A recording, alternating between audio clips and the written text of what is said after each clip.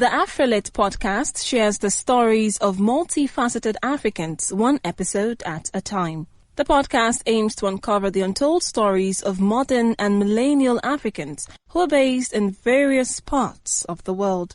Each episode gives listeners an opportunity to learn and experience conversations that showcase who they are and their global perspectives in our ever-changing world. Be sure to listen and subscribe to the AfriLit podcast on Spotify or wherever you listen to your favorite podcast. You can also follow at AfriLit Podcast on all social media platforms.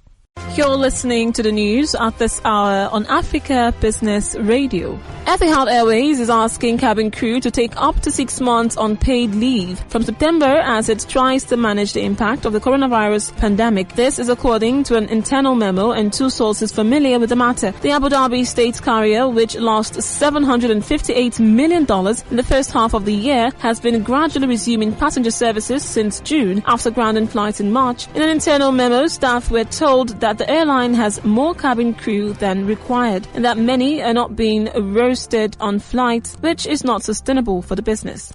The airline, which had been restructuring before the pandemic and had lost $5.62 billion on the 4 years to 2020, has cut thousands of jobs this year. Aviation has been one of the worst hit industries during the pandemic, and airlines around the world expect it to take years before travel returns to pre-pandemic levels. And that was the news at this time on Africa Business Radio. You can continue to listen live online at www.africabusinessradio.com or via our mobile app.